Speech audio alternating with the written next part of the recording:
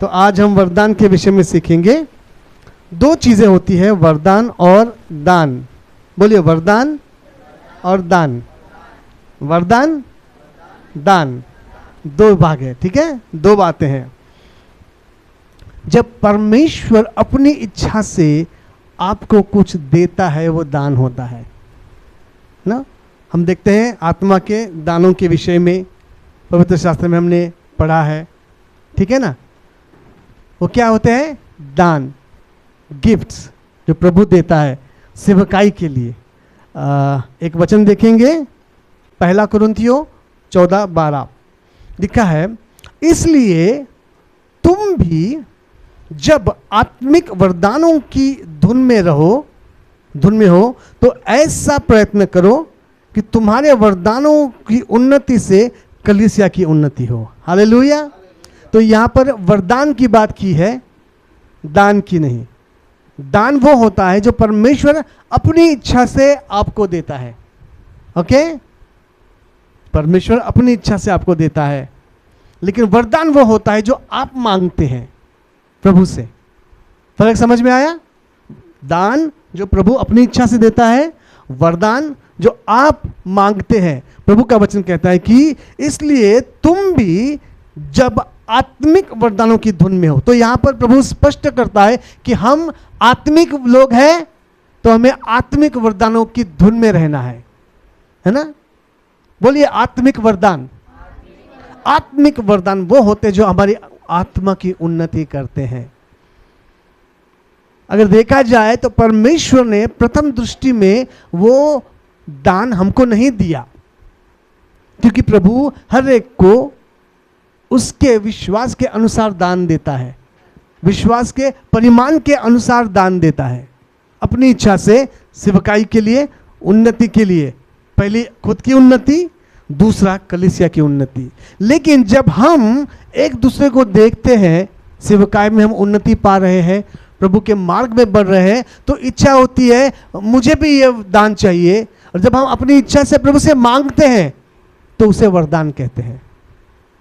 वरदान यानी हम अपनी इच्छा से मांगते हो। तो यहां पर परमेश्वर का वचन पहला कुरिन्थियों 14:12 में लिखा है कि इसलिए तुम भी जब आत्मिक वरदानों की धुन में हो।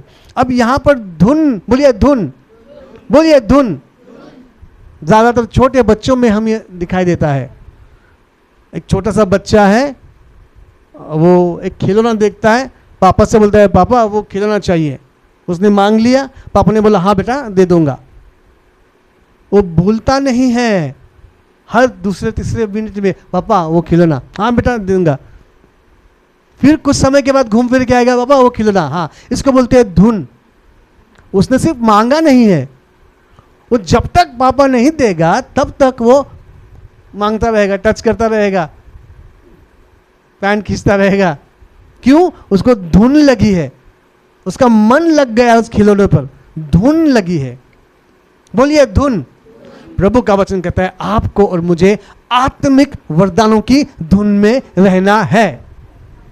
अगर आपके पास कुछ वरदान है तो वो दान है, परमेश्वर ने आपके विश्वास के परिमाण के अनुसार आपको दिया है, आपकी उन्नति के लिए और आपके बाद कलीसिया की उन्नति के लिए। लेकिन प्रभु ने एक मार्ग भी खोला है। प्रभु कहता है कि तुम्हारा विश्वास का परिणाम मुझे पता है, तुमको इतना देना है, वो दान है, अपनी उन्नति करो, सेवकाई करो, उन्नति करो। लेकिन प्रभु कहता है अगर तुम्हारी कुछ इच्छा है तो मांगो। हालेलुया। लेकिन प्रभु बोलता है सिर्फ मांग के बैठो मत, धुन में रहो। जब आप कुछ मांगते हो तो सिर्फ मांग के बैठना नहीं है, मिलेगा तब मिलेगा, देखा जाएगा, नहीं, धुन में रहना है। हालेलुया। कितने लोग समझते हैं इस बात को? आमीन। तो आप और मैं जरूरी है कि हम आत्मिक वरदानों की धुन में रहें। अब कौन से आत्मिक वरदान हैं? कोई बता सकता है?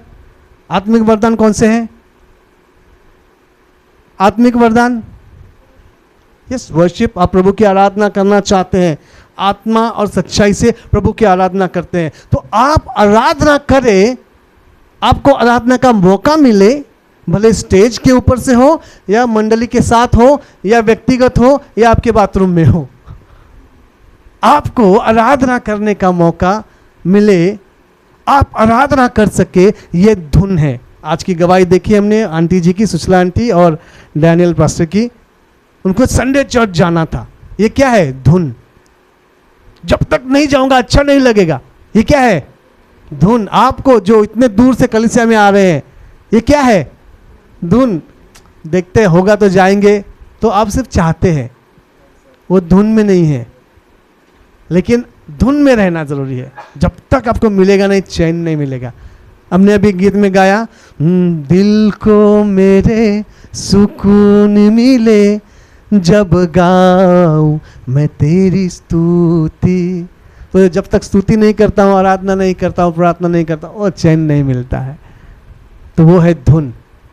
अब प्रभु का क्या वचन कहता है? आत्मिक वरदानों की धुन में रहो। तो जैसे असना ने कहा, आराधना करना। अब आराधना कितने प्रकार की है? आराधना 3 प्रकार की है। बोलिए, आराधना 3 प्रकार की है, या आराधना के 3 स्तर है।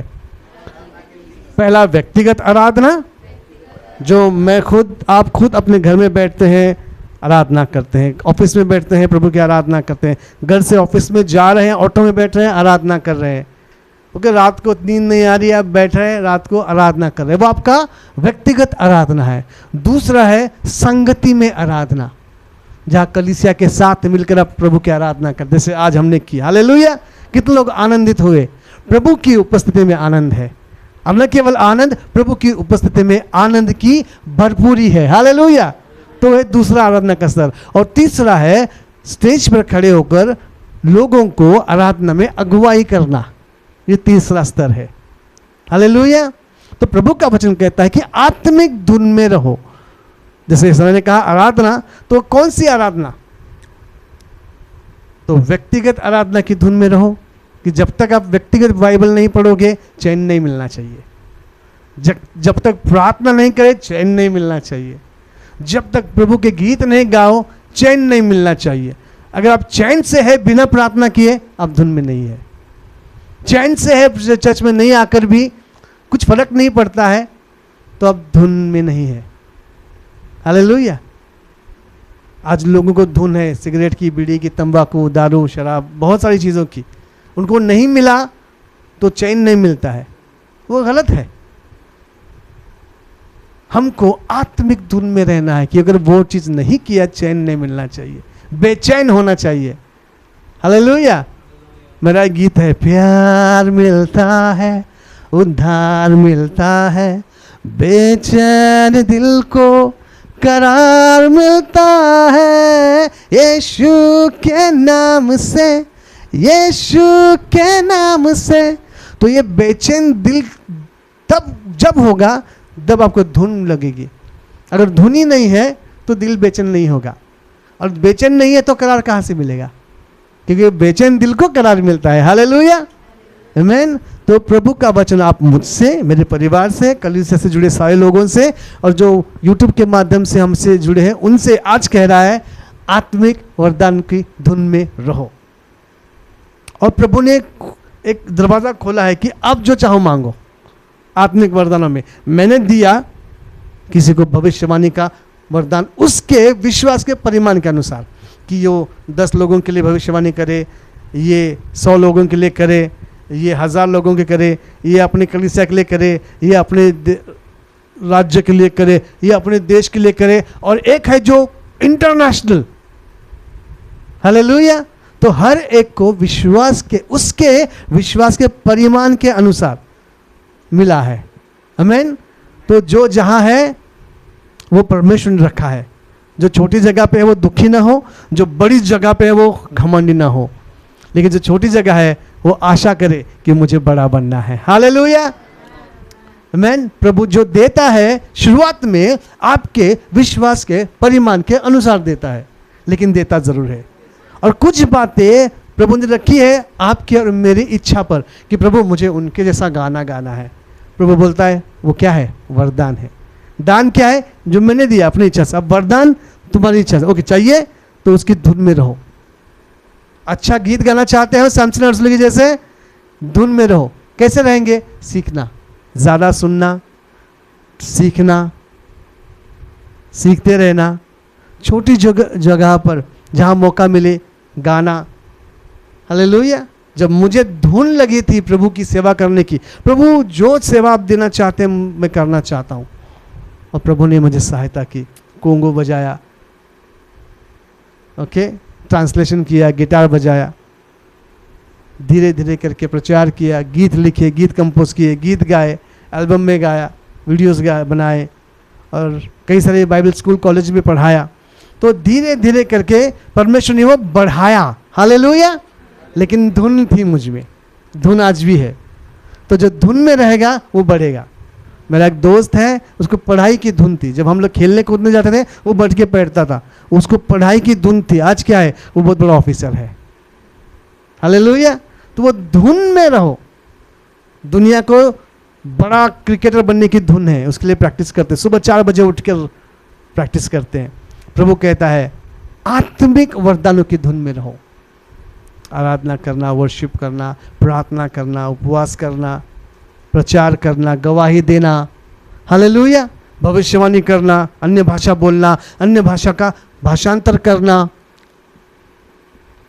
और बहुत सारी चीजें हैं। जब आप बाइबल पढ़ते हैं आपको समझ में आती है कि ये आत्मिक वरदान है, हालेलुया। तो प्रभु आपको और मुझे उत्साहित करता है। प्रभु बोलता है कि मैंने जितना दिया, उस वक्त जितना विश्वास का परिमाण था उसके अनुसार दिया है, लेकिन मैं चाहता हूं तुम आगे बढ़ो। चेलों को, दासों को बुलाया, एक बड़े व्यक्ति ने कहा मैं परदेश जा रहा हूं, और हर एक को उसके अनुसार, उसके विश्वास योग्यता के अनुसार तोड़े दिए। एक को कितना दिया? एक को कितना दिया? एक तोड़ा। दूसरे को और तीसरे को। अच्छा, तोड़ा का अर्थ क्या होता है? तोड़े का अर्थ है, उसका असली नाम है तालंतोन। बोलिए तालंतोन। तालंतोन एक माप होता है 34 केजी चांदी या 34 केजी गोल्ड। 34 केजी कितना होता है? एक तोड़ा, जिसे हिंदी में ट्रांसलेट किया गया है, वो होता है 34 किलो। अगर आपके पास एक वरदान है, एक दान है, तो उसकी वैल्यू उतनी ही है जितनी आज की तारीख में 34 किलो सोने की है, हालेलुया। मतलब भले ही शरीर में हो सकता है हम साधारण लोग हैं, किसी चौल में रहते हैं, लेकिन आत्मा में मेरे पास या आपके पास जो टैलेंट है, जो तालंतोन है, 34 किलो गोल्ड के बराबर उसका वैल्यू है, हालेलुया। तो अपने आप को कम नहीं समझना है। क्या आपके पास वरदान है? यस, हर एक के पास, क्योंकि वचन में लिखा है हर एक को परमेश्वर ने वरदान दिए हैं। आपको पता है रोमियो के पत्री 12 अध्याय का 5 वचन में लिखा है कि तुम एक मन होकर आराधना करो, एक सुर में, एक मन होकर एक सुर में। ये परमेश्वर का वरदान है, हालेलुया। तो अगर आप किसी कलीसिया में हैं और आराधना करते हैं तो वो दिल मिलाकर, ओके, जो वर्शिप लीडर है, पास्टर्स है, वहाँ के जो लोग हैं, उनके साथ एक होकर हृदय से एक सुर में, एक ताल में आराधना करते हो, तो वो वरदान है। और उसका वैल्यू कितना है? एक तोड़ा। एक तोड़ा मतलब 34 किलो सोना, हालेलुया। सर कितना प्राइस होगा 34 किलो आज? नहीं, 1 ग्राम 7,000 का है। 1 ग्राम 7,000 का है। किसी के पास कैलकुलेटर है? 1 ग्राम 7,000 का है, 10 ग्राम 70,000 का है, 100 ग्राम 7 लाख का है, 1000 ग्राम 70 लाख का, 1 किलो का 70 लाख इंटू 10 700 लाख, 700 इंटू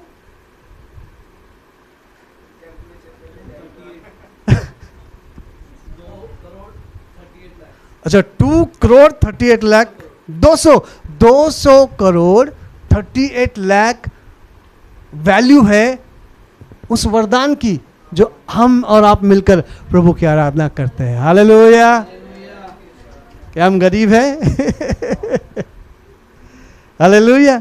अब देखो वचन में लिखा है कि इसलिए कि जब भी तुम आत्मिक वरदानों की धुन में हो तो ऐसा प्रयत्न करो। अभी आप धुन में हैं तो आपको प्रयत्न करना है ना। प्रयत्न कौन सी चीज के लिए करते हैं? जो हमको नहीं आता, आपको जिसको ड्राइंग आता है उसको बोले ड्राइंग बना, वो ड्राइंग बना देगा टक टक टक टक टक टक टक। लेकिन जिसको नहीं आता है वो क्या करेगा? प्रयत्न करेगा। वो नहीं आता, बोला असली ट्राई तो करो, प्रयत्न करो, है ना। मैं बोलता हूँ अपने स्टूडेंट्स को, जो अच्छा गाता है उसको बोलता तुम गाओ, किसी दूसरे को बोलता तुम गाओ, बोलता सर नहीं आता। अरे प्रयत्न तो करो, ट्राई तो करो। तो प्रभु का वचन कहता है जब तुम आत्मिक धुन में हो, आत्मिक वरदानों की धुन में हो, तो ये प्रयत्न करो। प्रयत्न कौन सी चीज के लिए किया जाता है? जो चीज नहीं आती। यहाँ पे कौन सी चीज नहीं आ रही है? वचन में लिखा है कि तुम ऐसा प्रयत्न करो कि तुम्हारे वरदानों की उन्नति से कलीसिया की उन्नति हो। हालेलुया, आमीन। तो इसका अर्थ ये है आप और मैं जरूरी है किसी कलीसिया के हिस्सेदार हो, किसी कलीसिया के भाग हो। अकेले जीवन नहीं संवर सकता। लोग बोलते हैं हम घर पे बैठ के आराधना करेंगे, वो व्यक्तिगत आराधना है। दूसरा स्तर का क्या करोगे? संगति में आराधना। अगर आप संगति में करोगे, व्यक्तिगत करोगे, तो प्रभु विश्वास योग्य जानकर आपके विश्वास के परिणाम के अनुसार आपको वरदान देगा। आप गिटार बजाओगे, कीबोर्ड बजाओगे, गीत गाओगे और आराधना में अगुवाई करोगे। हालेलुया। घर में बैठकर अगुवाई कर सकते हैं? नहीं कर सकते। तो व्यक्तिगत उन्नति ऑटोमेटिकली होती है जब आप अन्य भाषा बोलते हो, जब आप प्रार्थना करते हो, जब आप वचन पढ़ते हो, जब आप आराधना करते हो। लेकिन प्रभु का वचन कहता है कि तुम ये प्रयत्न करो। प्रयत्न कौन सी बात के लिए किया जाता है? जो नहीं आता है। अब क्या नहीं आता है? कलीसिया की उन्नति हमारे द्वारा होना ऑटोमेटिकली कठिन है। हमको प्रयत्न करना पड़ता है। क्या प्रयत्न? जो भी आपके पास है उसे लेकर आओ। वचन में लिखा है जब कलीसिया में आते हैं हर एक के हृदय में प्रार्थना होती है, विनती होती है, भविष्यवाणी होती है, धन्यवाद होता है, वचन होता है, प्रकाशन होता है, हर एक के हृदय में। हालेलुया। इसलिए यहाँ पर मौका दिया जाता है छोटे बच्चों को भी, वचन बोलो, गवाही दो। ऑफरिंग के टाइम पे किसी नए व्यक्ति को बोलते हैं आप प्रार्थना करो, बोलते मुझे नहीं आता है, तो रुको, दूसरा सीनियर है उसको बोलते हैं हम लोग तुम प्रार्थना करो, और जो जूनियर है वो उसके पीछे बोलो और सीखो। हालेलुया। सिखाया जाता है। तो क्या यहाँ पर लिखा है? जो आत्मिक वरदानों की धुन में है वो प्रयत्न करे कि उसके वरदानों के द्वारा कलीसिया की उन्नति हो। हालेलुया, आमीन।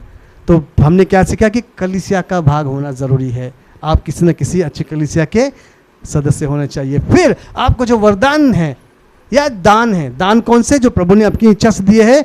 वरदान कौन से? जो आपने मांगे हैं। मैंने मांगा है, प्रभु मुझे गीत गाना सिखाइए, ये वरदान मुझे मांगा है, इसलिए वो वरदान है। हालेलुया। लेकिन मैं गीत लिखता हूँ, उसके बारे में मुझे कुछ आइडिया नहीं था, तो वो दान है, वो प्रभु ने अपनी इच्छा से दिया है। हालेलुया।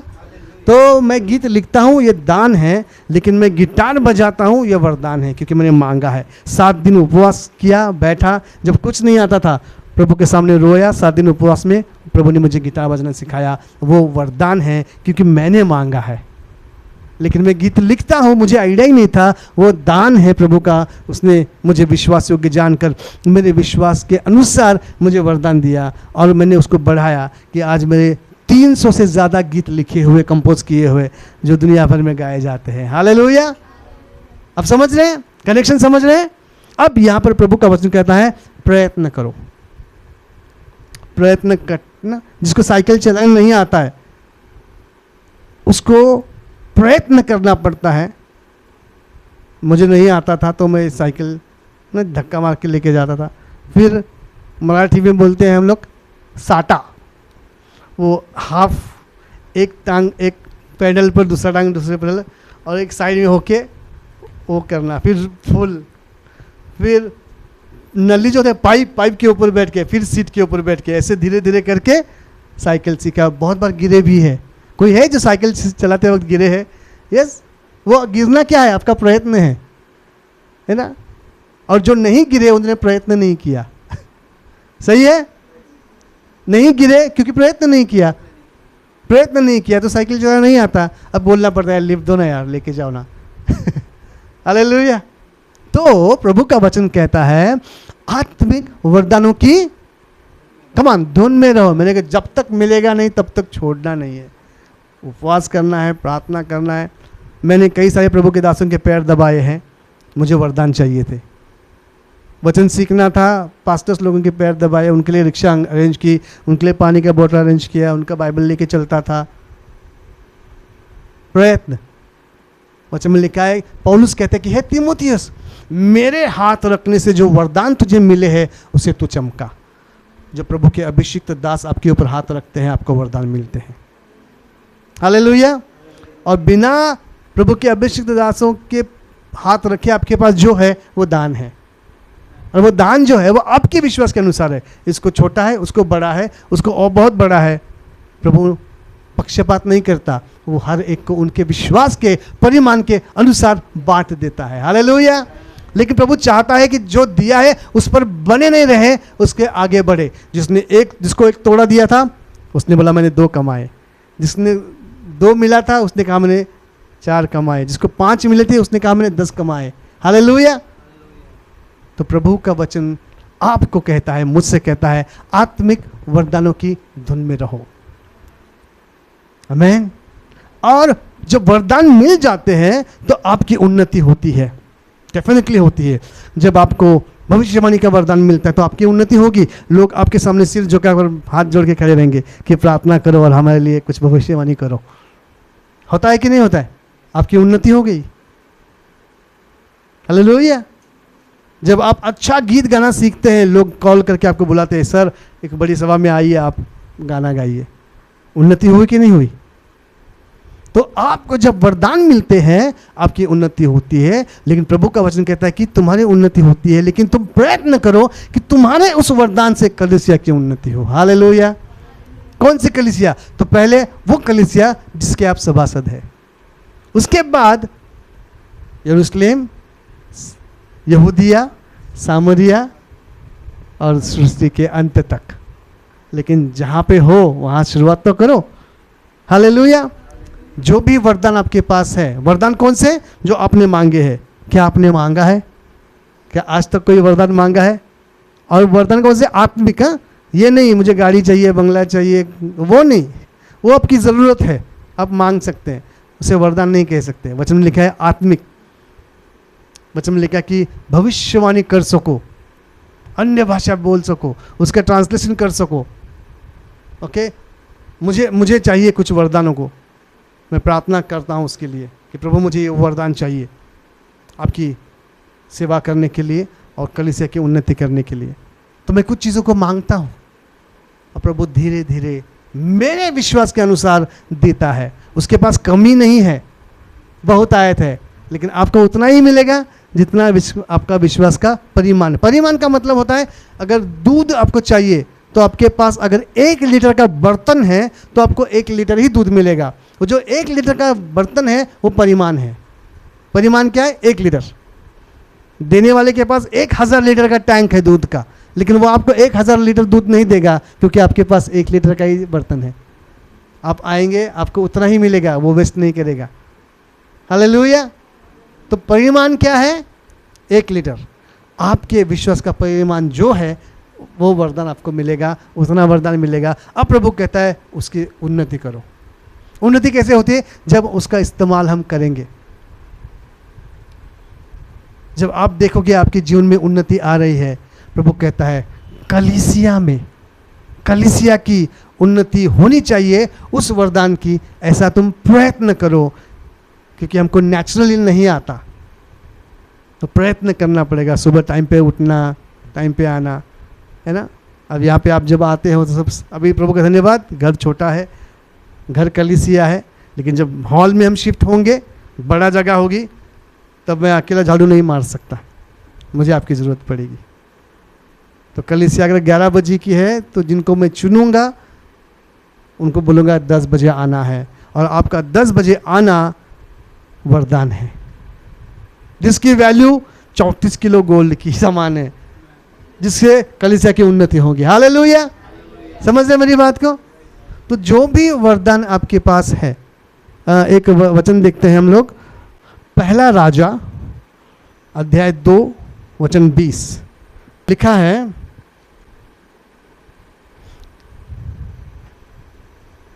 तब वह कहने लगी, मैं तुझसे एक छोटा सा वरदान मांगती हूँ, इसलिए मुझसे नहीं न करना। अब यहाँ पे देखते हैं, बतशेबा एक स्त्री है जो राजा दाऊद की वाइफ है। वो चाहती है कि उसका बेटा राजा बने, और वो अपने पति राजा दाऊद से कहती है 19 वचन में कि तब बतशेबा अदोनिया के लिए राजा सुलेमान से बातचीत करने को उसके पास गई, और राजा उसकी भेंट के लिए उठा और उसे दंडवत करके अपने सिंहासन पर बैठ गया। फिर राजा ने अपनी माता के लिए एक सिंहासन रख दिया और वह उसकी दाहिनी ओर बैठ गई। तब वह कहने लगी, मैं तुझसे एक छोटा सा वरदान मांगती हूँ, इसलिए मुझसे नहीं न करना। राजा ने कहा, हे माता मांग, मैं तुझसे नहीं न करूँगा। तो अपनी माता बतशेबा से राजा सुलेमान एक वादा करता है कि हे माता तू मांग और मैं मना नहीं करूँगा। हालेलुया। देखो यहाँ पर माता बड़ी होती है, बेटा छोटा होता है। भले ही वो बेटा राजा है, लेकिन वो माता से छोटा है। बोलिए, बेटा माँ से छोटा होता है। अब यहाँ पे देखते हैं कि जब माँ राज दरबार में आई तो राजा सुलेमान अपने सिंहासन पर बैठा था। वो उठकर खड़ा हुआ, उसने अपनी माता को दंडवत किया और फिर जाकर अपने सिंहासन पर बैठा। और माता कहती है कि मैं तुझसे एक वरदान मांगती हूँ। मैंने बताया आपको वरदान क्या होता है, जो आप अपनी इच्छा से मांगते हैं, है ना। आप अपनी इच्छा से मांगते हैं प्रभु से और प्रभु देता है। यहाँ पर राजा ने कहा, क्योंकि तू मेरी माँ है, तू जो चाहे मांग, मैं दूंगा, मना नहीं करूँगा। और हम जब प्रभु से मांगते हैं, वो कहता है कि तू मेरा बेटा है, तू मांग, मैं तुझे मना नहीं करूँगा। हालेलुया। अब जब मिलता है उसका इस्तेमाल केवल अपनी उन्नति के लिए नहीं करना है, उसका इस्तेमाल कलीसिया की उन्नति के लिए करना है। कलीसिया क्या है? अलग किए हुए लोग। हालेलुया। मैं जब जॉब नहीं था तब जॉब के लिए प्रार्थना किया, पास्टर ने प्रार्थना की, अगुओं ने प्रार्थना की, मुझे जॉब मिला, बहुत अच्छा मिला। अब जॉब से मैं इनकम मुझे मिलता है, वो इनकम मेरा है, जिससे मेरा घर चलता है। वो एक वरदान है क्योंकि मैंने मांगा है। हालेलुया। 50 लोगों ने इंटरव्यू दिया था, मैं सिलेक्ट हो गया, प्रभु का वरदान है।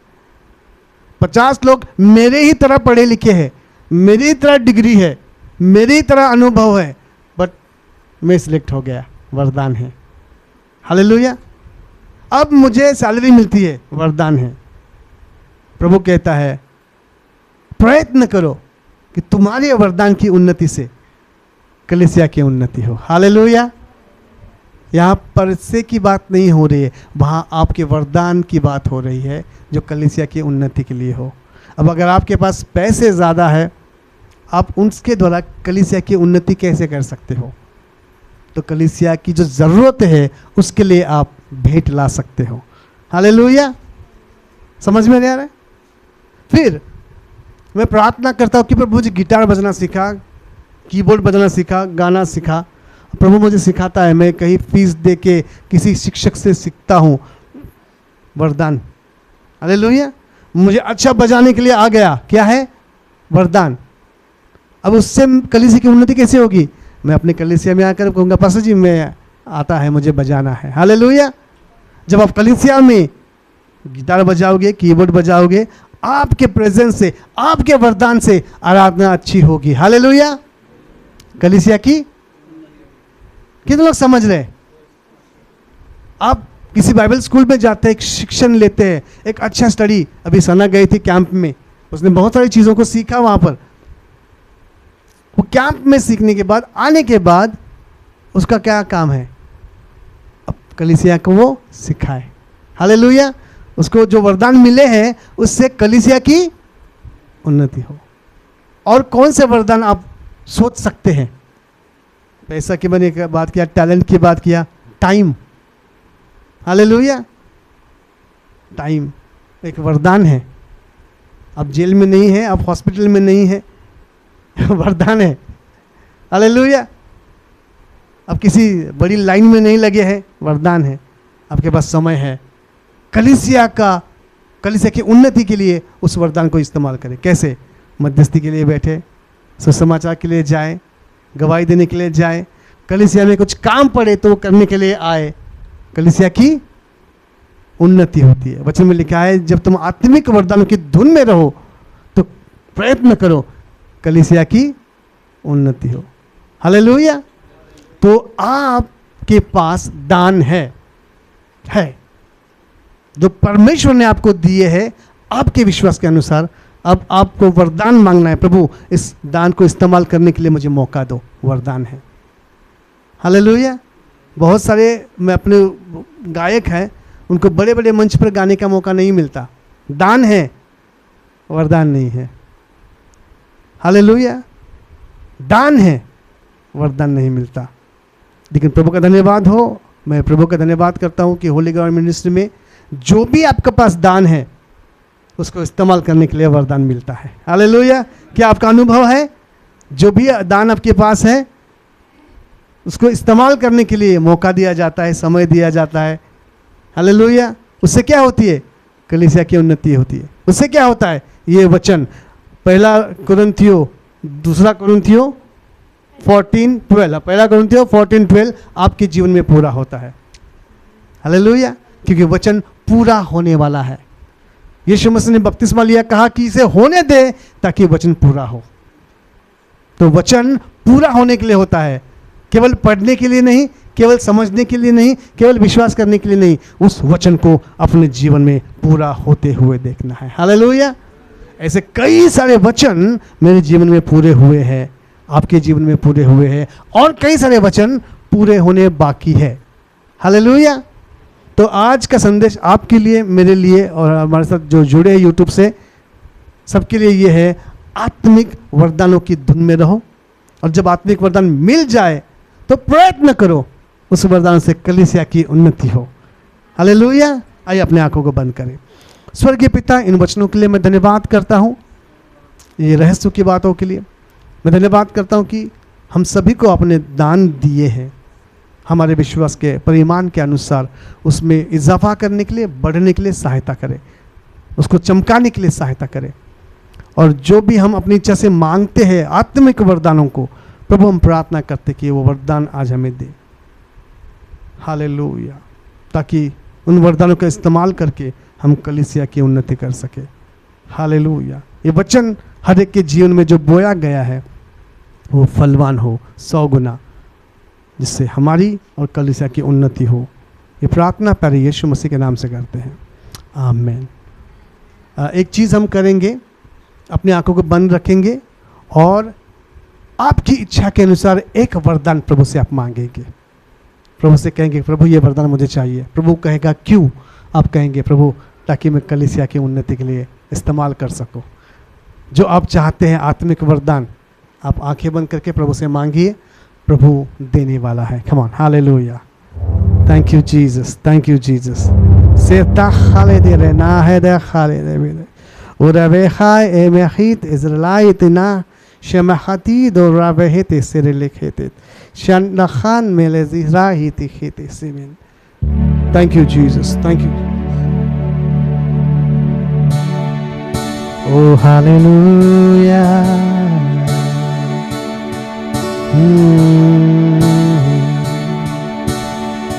Oh hallelujah.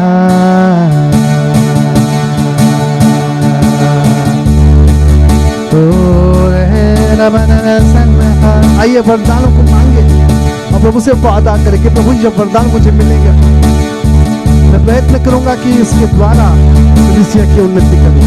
जो भी वरदान मुझे चाहिए